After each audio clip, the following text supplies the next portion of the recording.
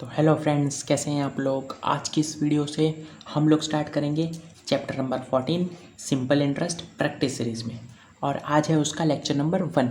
चलिए स्टार्ट करते हैं। देखिए पहला question, principle is equals to 5000 rupees, rate of interest 5%, number of years.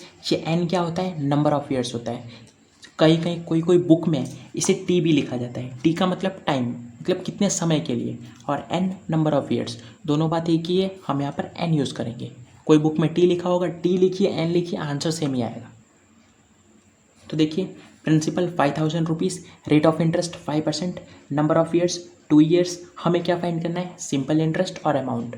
बहुत सिंपल, जो सबसे सिंपल क्वेश्चन इस चैप्टर में होता है ना, वो ये वाले क्वेश्चन होते हैं। कैसे करेंगे? हमें सिंपल इंटरेस्ट निकालना है। सिंपल इंटरेस्ट का डायरेक्ट फॉर्मूला होता है, simple interest is equals to PRN upon 100, जहाँ पे P क्या होता है? प्रिंसिपल दिया हुआ है, R रेट ऑफ इंटरेस्ट ये भी दिया हुआ है, N नंबर ऑफ ईयर्स ये भी दिया हुआ है।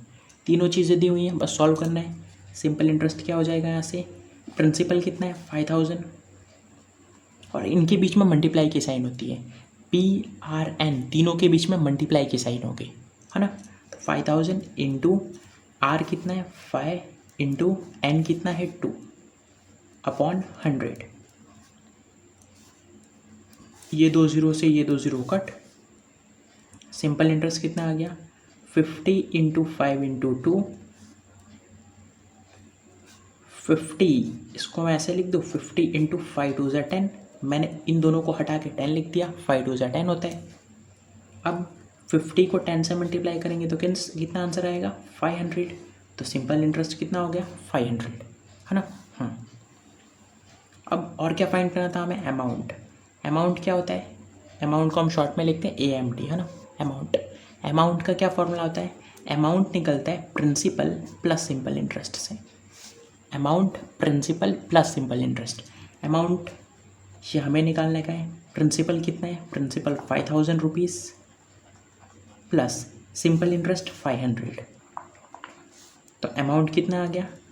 5000 रुपीज़ प्लस 500 रुपीज़, तो ये हो गया 5500 रुपीज़। ये हो गया हमारा अमाउंट। तो पहला क्वेश्चन हो गया हमारा solve. Simple interest 500 rupees, amount 5500 rupees. और यहाँ पर एक बात का ध्यान रखिएगा, अगर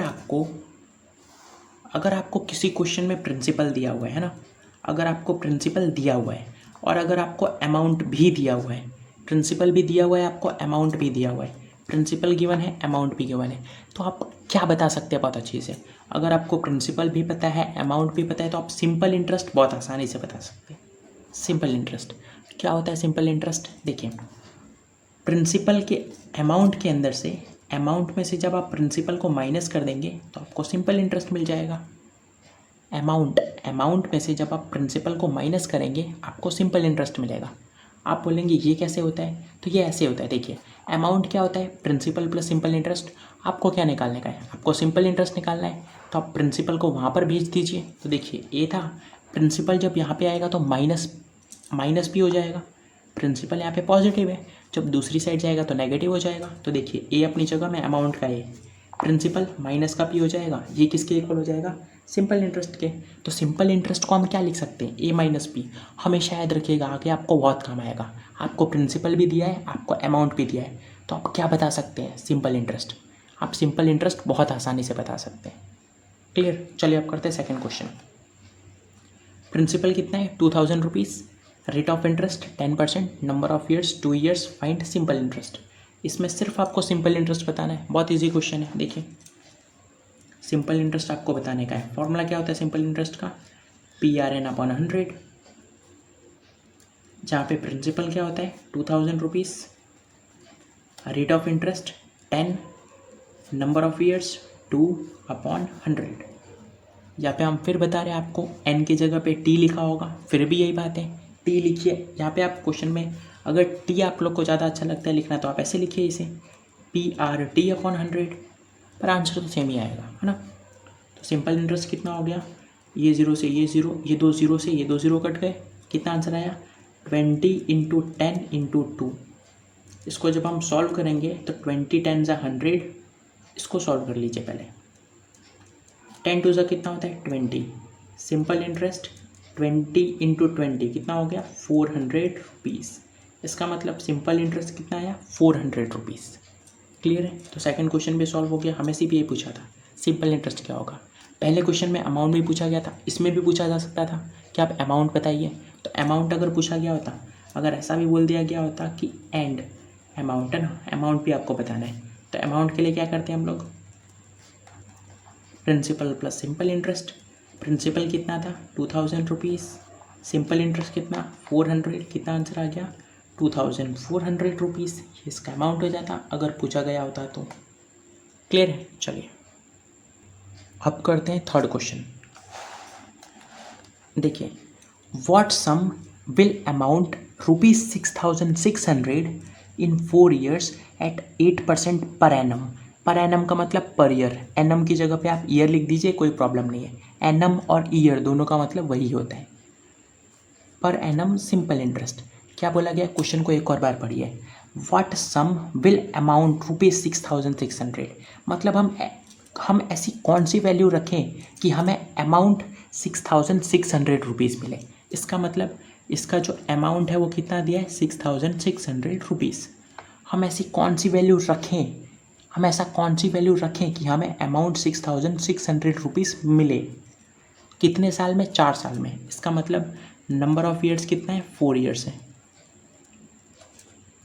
8% परसेंटेज जहाँ भी लिखा हो वो हमेशा क्या होगा, रेट ऑफ इंटरेस्ट। हमेशा rate of interest he percentage में होता है, और कुछ नहीं दिया है। हमें अमाउंट दिया है, नंबर ऑफ ईयर्स दिया है और रेट ऑफ इंटरेस्ट दिया है। हमें क्या निकालना है, हमें निकालना है कि इसका प्रिंसिपल क्या होगा। देखिए, व्हाट सम विल अमाउंट, आप ऐसी कौन सी वैल्यू रखें कि आपको 6600 रुपीज़ मिले।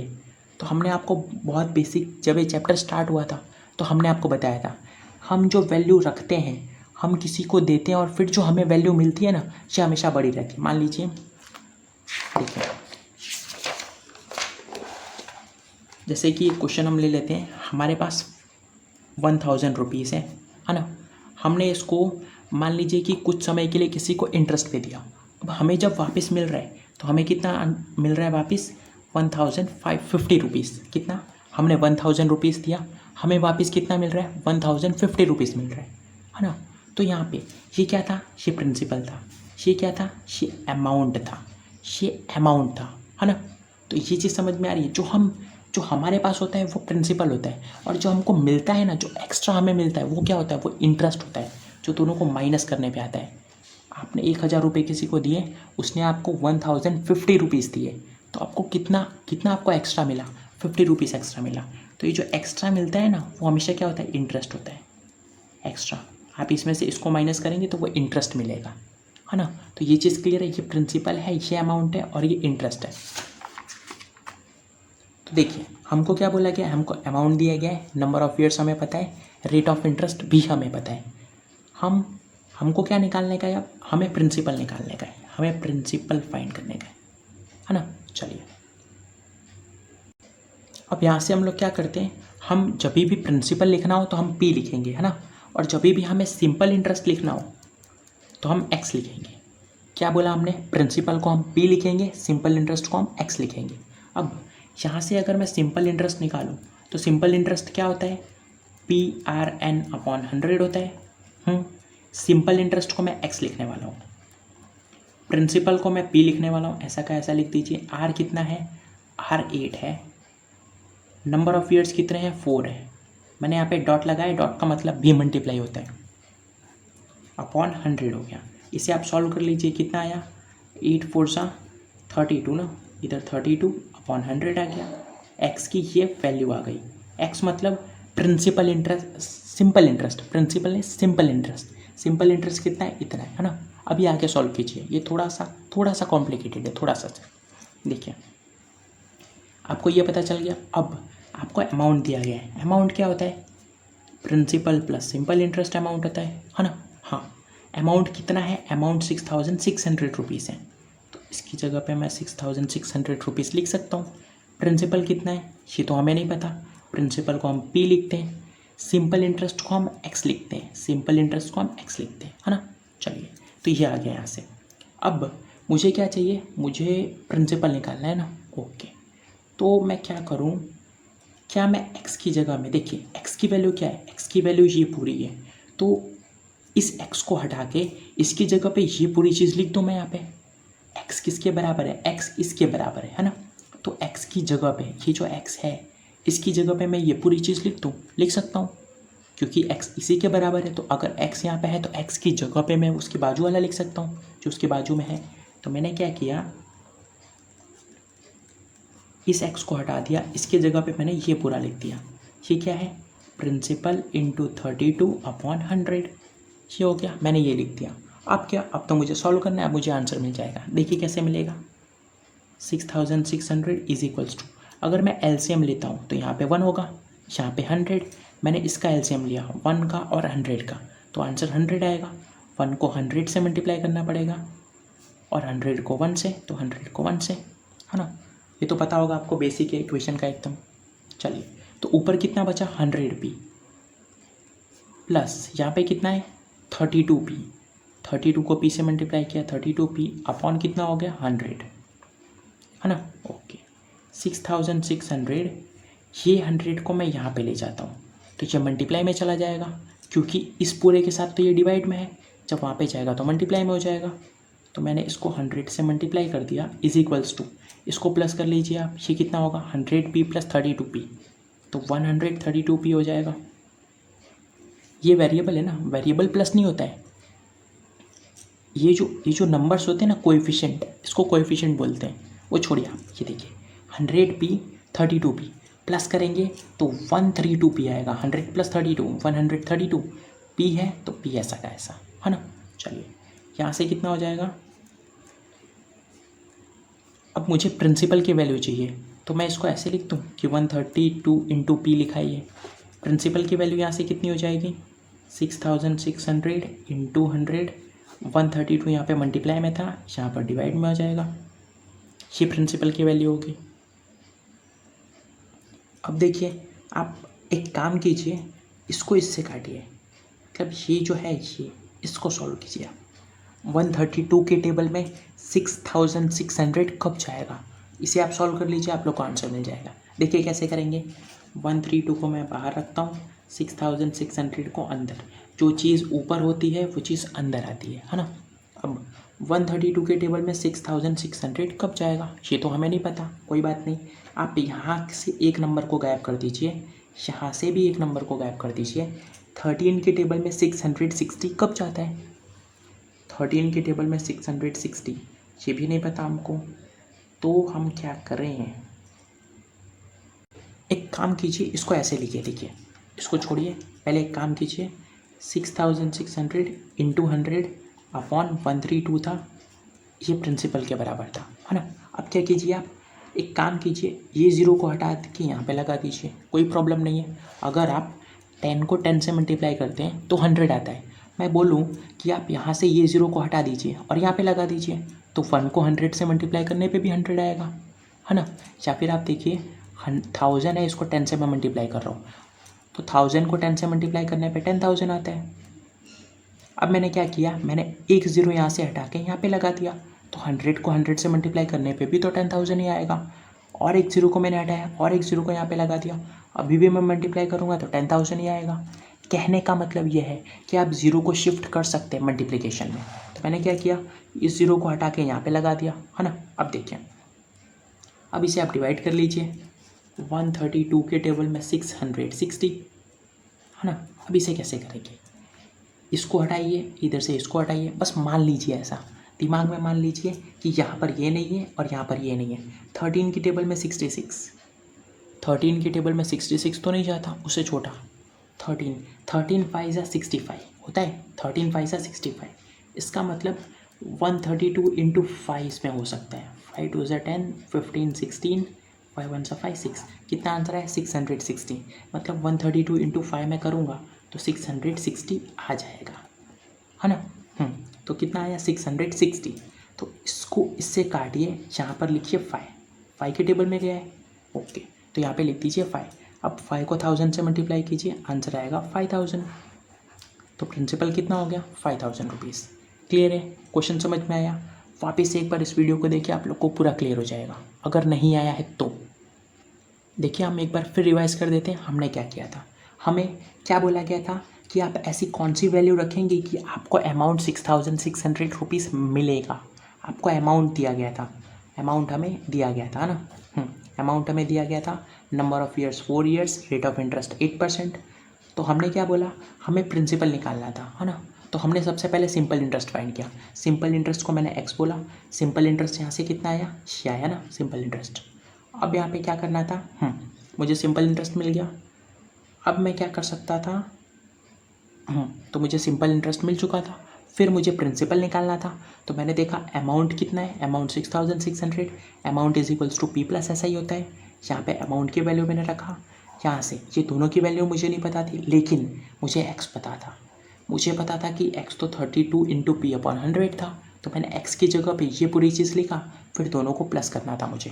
मैंने प्लस किया, इक्वेशन सॉल्व किया, मुझे ये आंसर मिल गया, है ना। थोड़ी कैलकुलेशन मिस्टेक है, कैलकुलेशन मिस्टेक नहीं, थोड़ी कैलकुलेशन बड़ी है ना, थोड़ी लेंथी है बस, बाकी क्वेश्चन अच्छा था।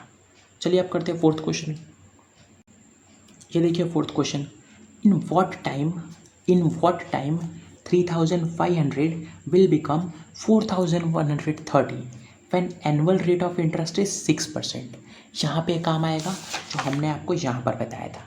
ये जो हमने बताया था ना, अमाउंट और प्रिंसिपल, सिंपल इंटरेस्ट। अगर आपको अमाउंट भी दिया है, आपको प्रिंसिपल भी दिया है, तो आप सिंपल इंटरेस्ट बहुत आसानी से निकाल सकते हैं, है ना।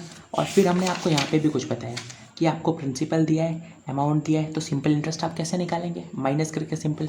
दोनों में बताया एक ही चीज़ है हमने।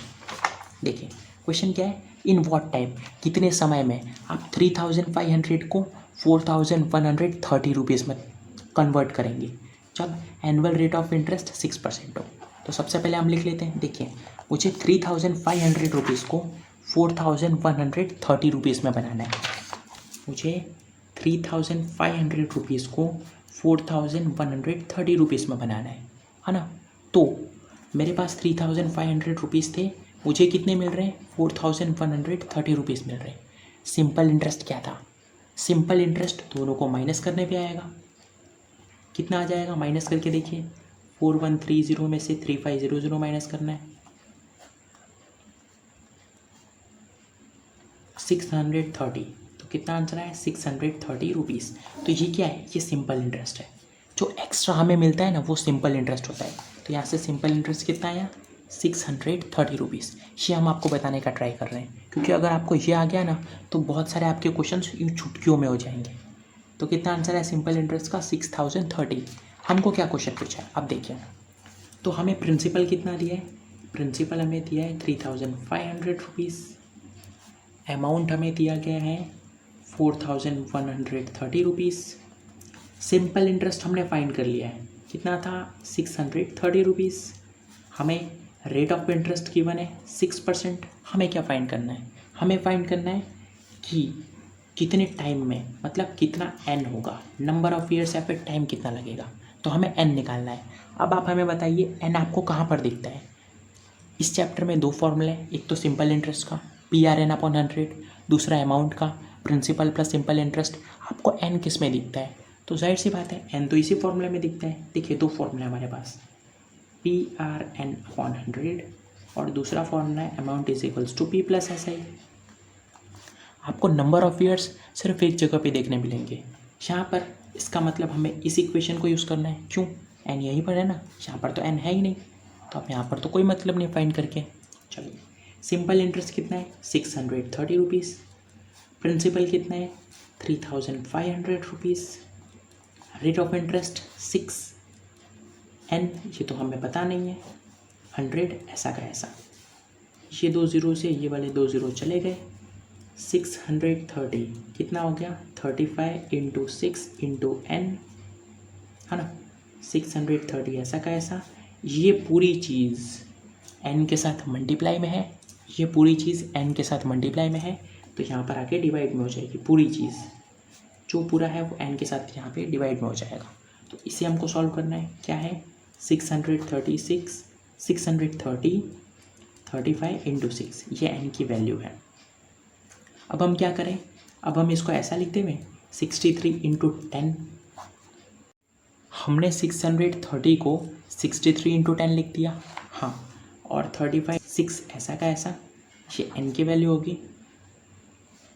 अब क्या करेंगे हम लोग कट करेंगे। देखिए 3 के टेबल में 6 2 बार में, 3 के टेबल में 63, 3 2 ज़ा 3 1 ज़ा, 3 के टेबल में 63 कब जाएगा 21 बार में, 3 के टेबल में 6 2 बार में, 2 के टेबल में 10 5 बार में, 5 के टेबल में 35 7 बार में, 7 के टेबल में 21 3 बार में। तो आंसर कितना आ गया, n इज इक्वल्स टू 3।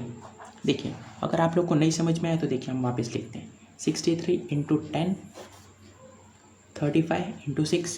क्या किया सबसे पहले हमने इसको काटा, ये दोनों 3 के टेबल में जा रहे थे, 3 के टेबल में 2 बार में, 3 के टेबल में 2 बार में, 3 के टेबल में 1 बार में, 21 बार में। फिर 2 के टेबल में 10 कब जाएगा तो 5 बार में जाएगा। अब 5 के टेबल में 35 कब जाएगा तो 5 के टेबल में 35 7 बार में जाएगा। 7 के टेबल में 21 कब जाएगा तो 3 बार में जाएगा। सिर्फ यहाँ पर 3 बचा है तो n इज इक्वल्स टू 3 आ जाएगा। इसका मतलब नंबर ऑफ़ ईयर्स 3 ईयर्स होंगे, मतलब 3 साल लगेंगे। 3500 से हमें 4130 रुपीज़ बनाने में 3 साल लगेंगे अगर रेट ऑफ इंटरेस्ट 6% हो तो। क्लियर है? तो ये क्वेश्चन हमने कर लिया है। अगर आप लोग को ये क्वेश्चन बहुत अच्छे से समझ में आ गया है और पहले वाले क्वेश्चंस भी, तो आप ये 2 क्वेश्चंस को बहुत आसानी से कर लेंगे। ये 2 क्वेश्चन हम आपको होमवर्क में देते हैं, क्वेश्चन नंबर 5 और क्वेश्चन नंबर 6। अगर आप लोग को इसका सॉल्यूशन चाहिए तो आप इसकी नेक्स्ट वीडियो देखिएगा, उसमें आपको इसका सॉल्यूशन भी मिल जाएगा। तो चलिए इसी तरह पढ़ाई करते रहिए। Bye bye.